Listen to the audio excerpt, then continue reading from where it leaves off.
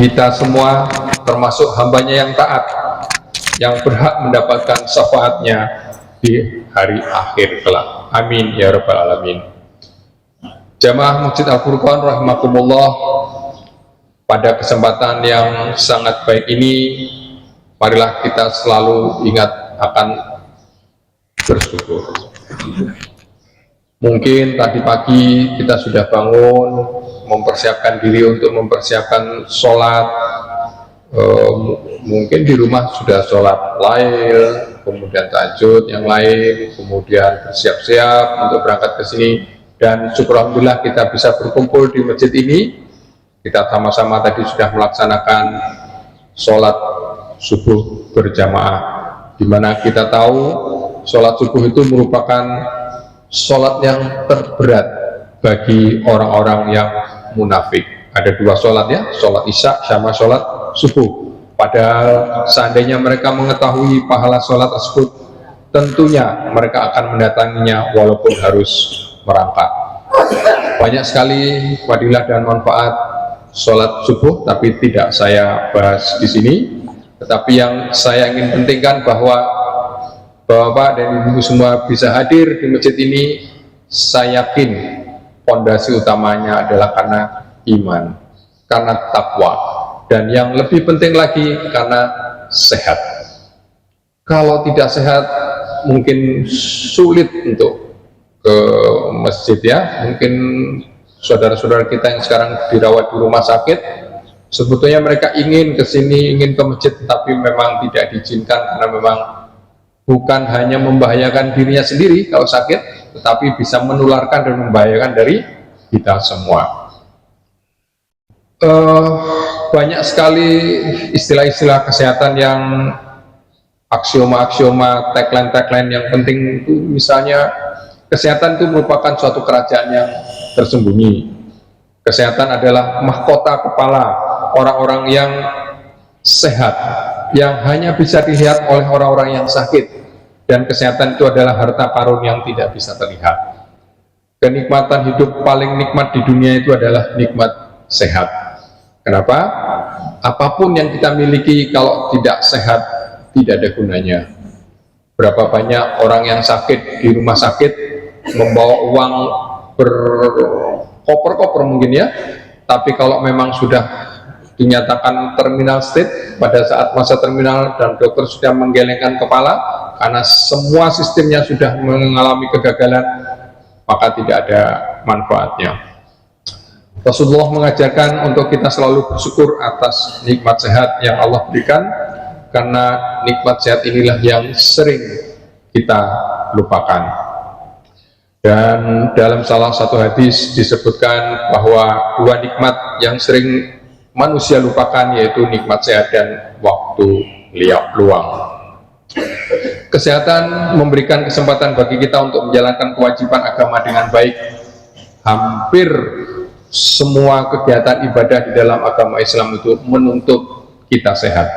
Selain itu, dengan kita mengerjakan semua ibadah-ibadah itu akan menjamin kita tetap sehat. Itu yang istimewa ya. Dan Allah Subhanahu wa Ta'ala juga sudah berfirman dalam Quran surat An-Nahl 18, wa in ta'uddu nikmatallahi la tusuha. Kalau kita menghitung nikmat itu tidak akan pernah terhitung. Kadang-kadang kita berpikir, masa iya sih nikmat itu tidak bisa dihitung? Sekarang kita ambil nikmat sehat saja. Di dalam tubuh manusia itu ada sekitar 30 triliun sel.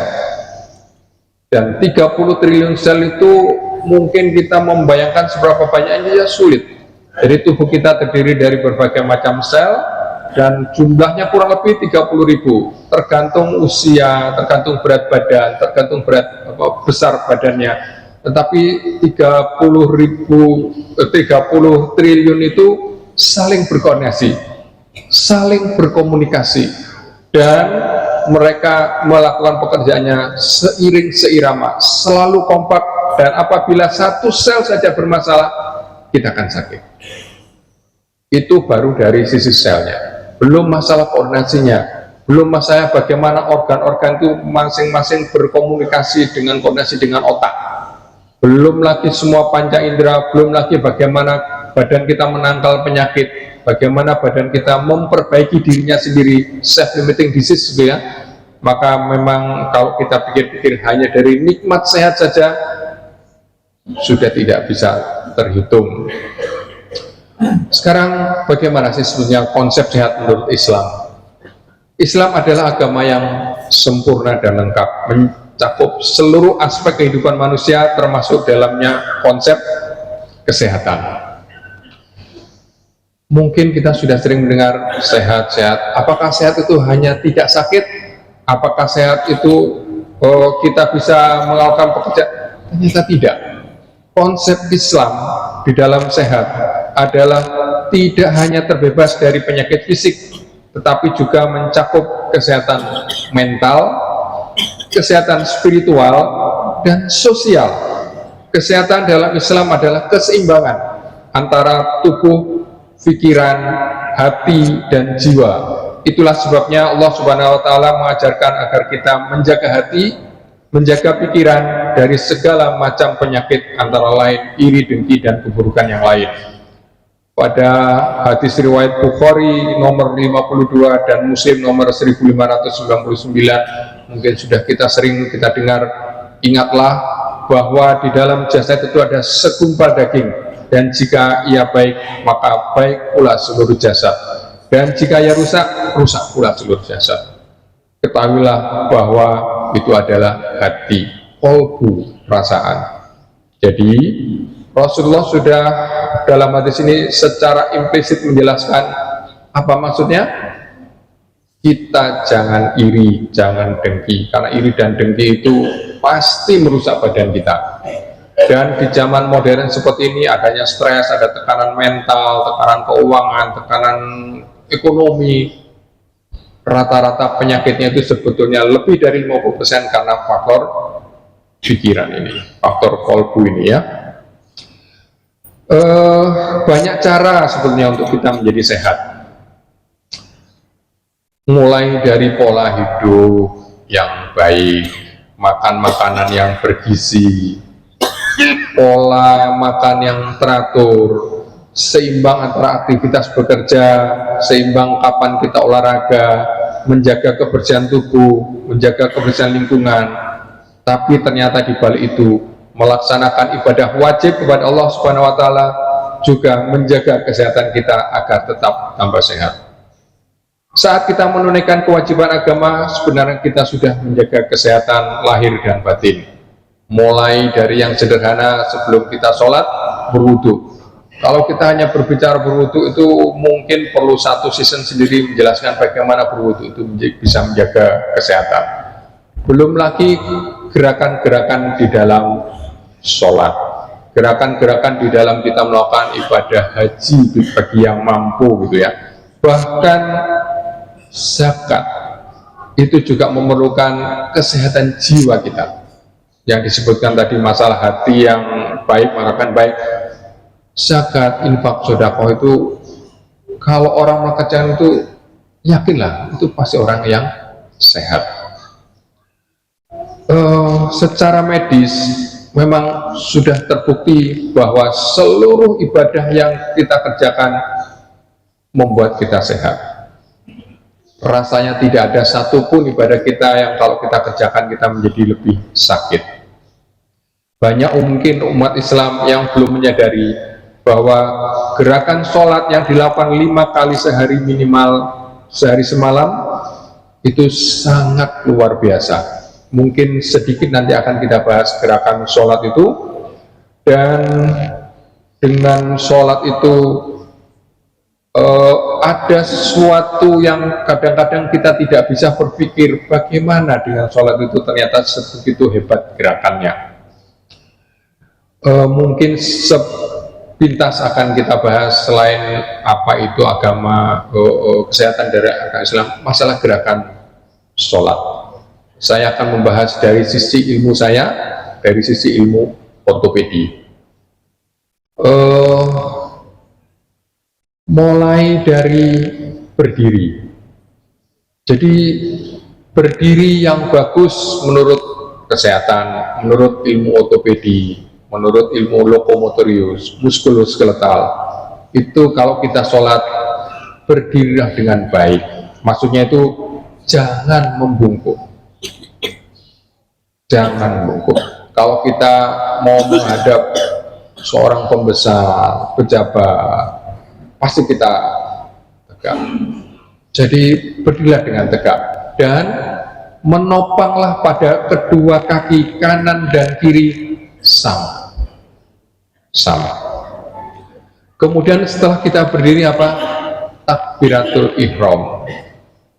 Takbiratul ihram ini kalau dari sisi ortopedi itu merupakan suatu gerakan yang sangat luar biasa. Kalau kita lihat takbiratul ihram itu kita mengangkat tangan kita, apa yang kita kerjakan? Bahu terbuka, pergelangan tangan ke atas. Jadi tidak ada yang Allah, tidak ada, selalu seperti ini. Dan ini di bidang hand, kesehatan tulang itu sangat luar biasa. Apabila ada kelainan di ekstremitas atas, dokter akan selalu melatih pasien untuk membuka ketiak. Jadi kalau ada sakit di ekstremitas atas, apapun penyebabnya, jangan lebih dari 3 minggu untuk tidak membuka ketiak. Dan membuka ketiak itu rasanya hampir semua pekerjaan kita melakukan itu.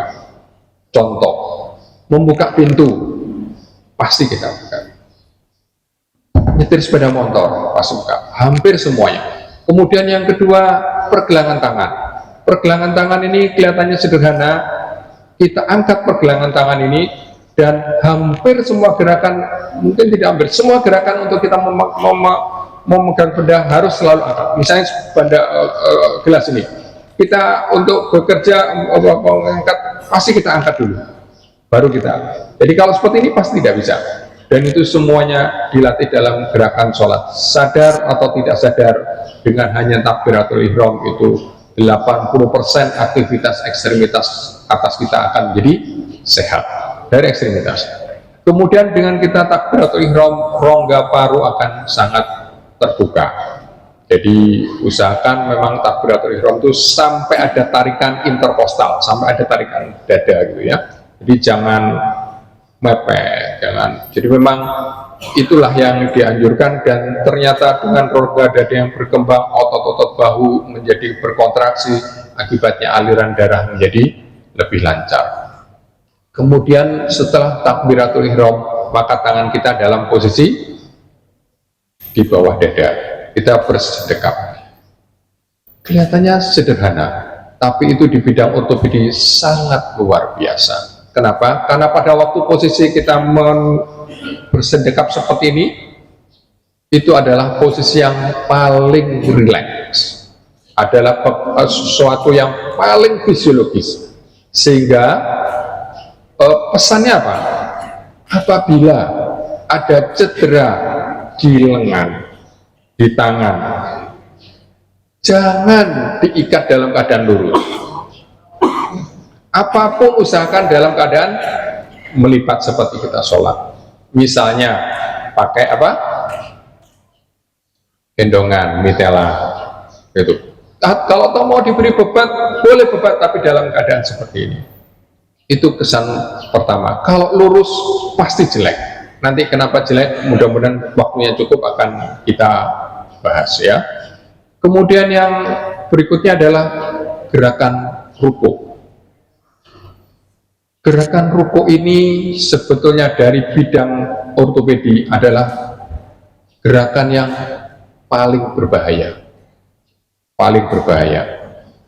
Bahkan dalam perjalanan kita di dalam sehari, kita sebetulnya dilarang untuk membungkuk, apalagi mengangkat beban.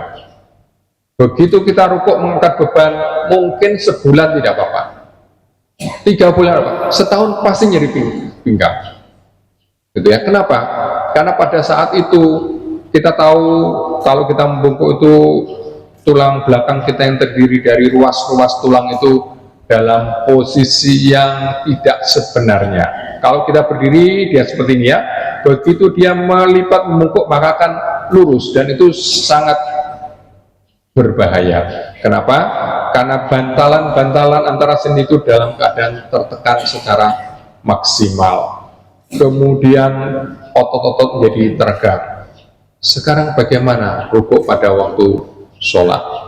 Rukuk pada waktu sholat kebalikannya, suatu gerakan yang sangat baik. Sekarang kalau ditanyakan tadi katanya rukuk itu berbahaya, bahkan kenapa? Karena kita rukuk, tangan kita menahan lutut. Dengan menahan, sekarang kalau kita pikirkan, gerakan apa yang membungkuk yang tangan kita tidak bergerak? Tidak ada, kecuali rukuk. Kita membungkuk pasti mengambil barang, itu berbahaya. Bagaimana yang betul? Jongkok. Jadi dalam keadaan tulang belakang tetap lurus, kita ambil. Nah, gerakan sholat dengan kita rukuk dan menopang pada lutut kita, maka akan membantu untuk tulang-tulang rawan kita menjadi teregang dengan baik. Kemudian yang kedua, rongga dada menjadi sempit. Kalau tadi takbiratul ihram mengembang, pada waktu ruku akan menyempit, sehingga gerakan sempit dan kembang itu sangat bermanfaat. Secara tidak langsung kita latihan fisioterapi. Pada waktu kita takbiratul ihram itu rongga dada lebar, diafragma turun. Pada waktu kita rukuk, diafragma pasti naik ke angkat, teratas ke atas, mendorong rongga dada, karena bagian dalam perut kita, liver dan lain-lain mendorong diafragma untuk ke dada. Kemudian sujud. Kalau sujud mungkin sudah tahu semua lah. Kepala yang sangat kita hormati, yang kita hargai, itu kita tundukkan serendah mungkin di tempat kita sholat, menunjukkan penghambaan kita dan menunjukkan bahwa kita tuh menyembah betul-betul hanya kepada Allah Subhanahu wa Ta'ala. Pada waktu rukuk tadi, pembuluh darah kita sudah lebar, darah-darah sudah mulai terkumpul di ekstremitas atas, mulai dada sampai ke kepala. Dengan rukuk maka penuh darah itu terkumpul dalam otak, sehingga apa? Persiapan untuk menerima darah yang besar, sehingga tidak tiba-tiba. Dan itu kalau kita teliti betul-betul merupakan suatu hal yang luar biasa. Kemudian duduk di antara dua sujud iftiras ya, atau duduk tahiyat awal dan tahiyat akhir. Ini dari sisi ortopedi juga luar biasa. Kenapa? Mungkin sering bapak-bapak lihat di YouTube, bapak ibuku untuk menjaga kesehatan lutut maka buatlah jongkok 5-10 menit. Buat orang Islam sudah tidak perlu. Kenapa? Karena kita 5 kali minimal, 5 kali, berapa kali? 17 kali ya, 17 kali minimal dalam sholat wajib itu kita sudah melipat penuh lutut kita. Dan ternyata dengan melipat penuh lutut kita itu mempunyai efek yang luar biasa untuk tulang rawan, untuk fleksibilitas sendi lutut. Bapak mungkin harus ketahui bahwa lutut itu merupakan penopang tubuh terbesar. Sekali lagi, penopang tubuh terbesar. Kalau berat badan kita 80, maka dia menopang 45. Kalau kita berlari 2 kali lipat lagi. Kalau kita loncat 2 kali lipat lagi. Begitu kuatnya badan kita itu, begitu kuatnya lutut itu menahan. Dan itu semua bisa ditahan oleh tulang rawan, kartilago. Tulang rawan itu istimewa. Tulang rawan itu 1, tidak punya pembuluh darah, 2, tidak punya saraf, dan yang ketiga, tidak punya limfe. Pertanyaannya, makannya dari mana?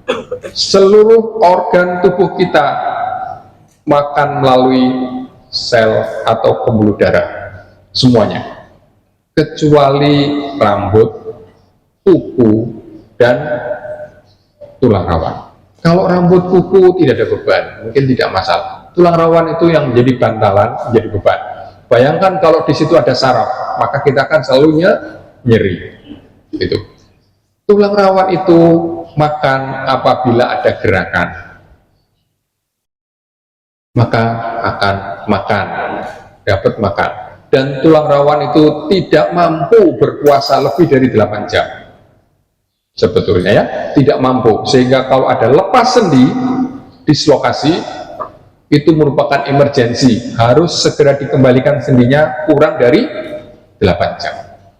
Kalau sudah lebih dari 8 jam, mungkin ada 1-2% yang akan kerusakan. Memang belum terjadi kerusakan yang permanen, tapi kalau sudah lebih dari sehari, seminggu, atau setahun, permanen kerusakannya. Sehingga apabila Bapak Ibu cedera, mohon maaf saya, apabila cedera kemudian diikat lututnya, celaka Bapak. Kenapa? Tulang rawannya tidak bergerak, sehingga apa? Tidak dapat makan, tidak dapat makan. Dan apabila lebih dari 8 jam, mungkin sudah ada jaringan yang mati. Lebih dari 1 hari, mungkin sudah 1% yang sel-sel tulang rawannya yang mati. Akibatnya apa? Kaku, sendi kaku. Sehingga jangan lebih dari 12 minggu untuk lutut tidak bergerak. Kuncinya di situ. Dan dengan kita sholat, mulai kita berdiri, rukuk sampai sujud, itu ketahuilah bahwa tulang rawan lutut kita dapat makan. Jadi dari sisi kesehatan, dari sisi ortopedi, setiap kita melihat gerakan-gerakan sholat itu rasanya sesuatu yang sangat luar biasa, istimewa. Dan setiap kali dokter-dokter itu mengerjakan, fisioterapis mengerjakan, prinsipnya adalah gerakan-gerakan seperti kita sholat. Ekstremitas atas, buka, ketiak, tangan, dorsofleksi, gerakan seperti ini. Kemudian pada waktu kita rukuk, maka sendi panggul yang 90 derajat, tulang belakang akan lurus. Kemudian pada waktu kita sujud dan pada waktu kita duduk, maka kita akan terlipat penuh. Sehingga insya Allah apabila kita sejak muda mulai sudah melakukan sholat dengan benar, rasanya sampai tua pun kita masih mampu untuk melakukan sholat, kecuali hal tertentu. Karena penyakit itu banyak ya, bisa karena trauma, bisa karena kelainan genetiknya, bisa karena macam-macam, ada virusnya, ada infeksinya.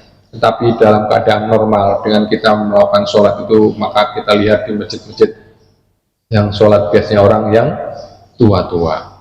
Itu kenapa? Karena memang dengan gerakan sholat itu kita bisa sehat. Tetapi jangan hanya mengharapkan sehat dari gerakan sholat, karena sholat itu yang utama adalah kita memang melakukan perintah dari Allah, tetapi ketahuilah bahwa kita dapat bonus, kita menjadi sehat. Mungkin itu yang bisa saya sampaikan pada kesempatan pagi ini. Mudah-mudahan bisa bermanfaat, karena sekarang surupnya makin maju gitu ya. Biasanya jam 6.15, jam 6.20, sekarang jam 6 lebih 5 menit kalau tidak salah. Baik, akan saya tutup pada kesempatan ini dengan doa penutup majelis. Subhanakallahumma wa bihamdika asyhadu an la ilaha illa anta astaghfiruka wa atubu ilaik. Assalamualaikum warahmatullahi wabarakatuh.